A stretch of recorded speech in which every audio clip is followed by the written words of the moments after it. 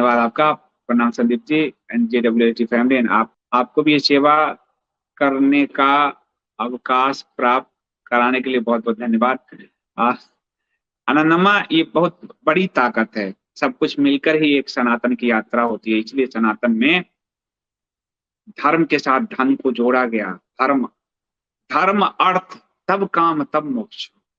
तो धर्म और अर्थ साथ मिलकर चलते हैं। हमारे को समाजवाद सिखा दिया गया, जिसके कारण हमने अर्थ को स्वयं तक सीमित रखा, या फिर हमने अर्थ को सब्सिडाइज की व्यवस्था में छीनना सीखा, ये व्यवस्था की। लेकिन धर्म के कार्य में अर्थ परम आवश्यक तत्व है, वो नहीं होगा तो धर्म के कार्य होंगे नहीं। इसलिए अर्थ की भी उतनी ही भूमिका है। इसलिए आपने स्पॉन्सर किया, आपका बहुत बहुत धन्यवाद। अरुणा गांधी जी, संदीप जी आप इतना सुंदर वर्णन करते हैं, शब्दों में नहीं कहा जा सकता, बहुत बहुत साधुवाद।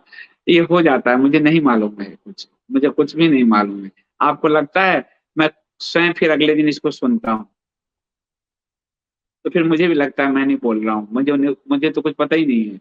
सच बता रहा हूँ आपको, मुझे स्वयं मतलब बिल्कुल पता नहीं चलता। मैं ये अपने आप होता है, इसका कोई मुझे कुछ नहीं मालूम।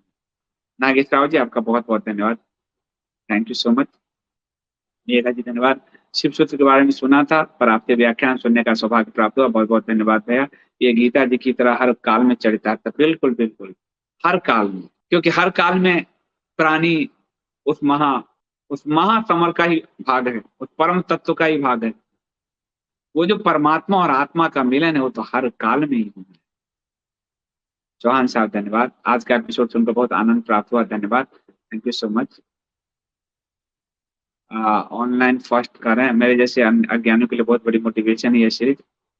अज्ञानी तो कुछ, बस स्वयं का बोध हो गया तो ज्ञान हो गया। और अज्ञानता बहुत अच्छी बात है। अज्ञानता, मैंने कहा ना कि सुख के साथ दुख छुपा है, दुख के साथ सुख छुपा है। अज्ञानता में ज्ञान छुपा है। ज्ञान है, ज्ञान से पहले लगता है, वो तो को हटाना है बस। इसलिए जो कहता है कि मैं अज्ञानी हूं, उसमें ज्ञान की प्रबल संभावना है, क्योंकि वो जानता है कि वो अज्ञानी है और वो ज्ञान की यात्रा करने के लिए उत्सुक है, समर्पित है। लेकिन जो कहता है मैं सब जानता हूं, वो बिल्कुल एक अकड़े हुए सब की भांति है, क्योंकि सब तो कोई नहीं जान सकता, ये तो उस ब्रह्मांड की लीला है। कौन जानता है? कोई नहीं जानता। इसलिए ऐसे ऐसे के लिए सनातन में शब्द है मूढ़। सनातन कहता है कि मूर्ख में ज्ञान की पूरी संभावना है, पर मूढ़ में कभी नहीं है, क्योंकि मूर्ख मानता है कि मैं मूर्ख हूं, मुझे ज्ञान दो। लेकिन मूढ़ मानता ही नहीं, वो कुतर्क करता है, उसका तर्क पागलपन की विक्षिप्तता की सीमा पार कर जाता है, इसलिए वो मूढ़ है। तो हे मूढ़, गोविंद को भज, आदि शंकर कहते हैं, जो इस पे सीरीज भी चल रहा है। तो अज्ञानता तो एक आरंभ है, प्रथम चरण है, वही है कि बोध हो गया अज्ञानता का, तभी तो ज्ञान की यात्रा होगी, नहीं तो कैसे हो। पंकज जी धन्यवाद। ठगा है जिसने शिव भक्तों को उसी मिटना भी यही है, ना कोई होगा नाम लेवा, ना ही कहीं खबर मिलेगी तो होगा स्वान। सबको तो यही अच्छा कर्म करके जाते हैं। हम आज भी राम कृष्ण शिव, शिवाजी, महाराणा प्रताप, तुलसीदास, सूरदास, सबके नाम लेते हैं। पर ये जो जितने आप देखो ये पद पर जो बैठे हैं, ये सिर्फ जनरल नॉलेज की प्रश्न है, फिर नाम लेता है इनका। 70 साल ही तो हुए हैं, अब देखो ये सिर्फ जनरल नॉलेज के प्रश्न है, किस काल से किस काल तक आप प्रधानमंत्री रहे और राष्ट्रपति रहे, ये सिर्फ जनरल नॉलेज के प्रश्न हैं। ये इतिहास में और कोई महत्व नहीं रखता। महत्व कौन रखते हैं राजाओं के? चंद्रगुप्त मौर्य भी, चंद्रगुप्त, विक्रमादित्य भी, विक्रमादित्य विक्रम संवत, राम राजा होकर, कृष्ण, युधिष्ठिर राजा होकर, पुष्यमित्र शुंग, हरिहर बुक्का, शिवाजी महाराज, राणा प्रताप, अरे इतनी सुख सुविधाओं के साथ जो अकबर के दरबार में बैठे थे, उन्हें कोई याद नहीं करता। और जो संघर्ष कर रहे थे, उस महाराणा की तस्वीर हर तीसरे घर में मिल जाती। याद यहां से किया जाता है, जबरदस्ती करवा लो सारे काम। अभी आप सत्ता में हो तो लोग आपके डर से कर लेते हैं। इतिहास में सिर्फ आप जनरल नॉलेज के प्रश्न बनकर रह जाओगे और कुछ नहीं। अशोक जी धन्यवाद। संदीप जी नमस्कार। आपके वीर मंथन से, सनातन मंथन से जो रस मिलता है, हम लोग धन्य हो जाते हैं सुनकर। आपको क्या कहा जाए, क्या नाम दिया जाए, समझ कोई नाम देने, बिना नाम तो सबसे सुंदर है। जब हम जन्म लेते हैं कोई नाम ही नहीं होता। ये तो सारी लड़ाई नाम की है कि अपन अपने पत्थर खुदवाने की नाम है। किसी को कुछ नहीं मिलता है तो अपने मोहल्ले में ही पत्थर खुदवा देता है, घर पे ही पत्थर लगवा लेता है। तीसरी पीढ़ी में और अगला पीढ़ी उसका बेटा वही घर बेच देता है, वो पत्थर वहीं पड़ा है। ये नाम ही तो सारे समस्या की जड़ है। इसलिए बिना नाम के सबसे अच्छी बात है।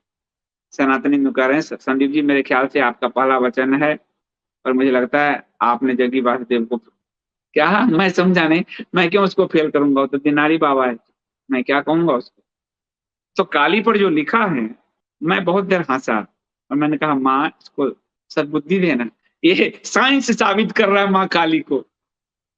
क्या कहूं, सबके अंदर डार्विन का बंदर घुस गया है, क्या कहूं।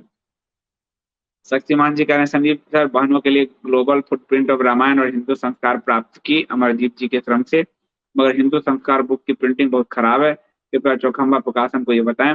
ग्लोबल फुटप्रिंट तो मैंने हमारे कपोत ने छापी है, तो वो तो आपको अच्छी लगी प्रिंटिंग। और चौखंबा असल में बहुत पुराना संस्थान है, वो जो उपलब्ध करा के दे रहा है वो भी ईश्वर की कृपा ही है। तो अभी जो उनकी नई पुस्तक आई है ये बहुत अच्छा आया है, भविष्य पुराण, ये आपको है, ये इसकी प्रिंटिंग बहुत ही सुंदर है। लेकिन जो पुराने हैं उसमें वो टाइपिंग का यूज करते थे, कंप्यूटर नहीं टाइप, तो टाइपिंग में अक्षर देखना टूटता है। तो आप ठीक कर रहे हो, कई किताबें जो है, लेकिन पुरानी प्रिंटिंग है। पर वो जो उपलब्ध करा रहे हो तो कृपा ही, क्योंकि भविष्य पुराण अब गीता प्रेस भी नहीं छापता कोई नहीं, और वो इतनी सुंदर उन्होंने इसको छापा ही है।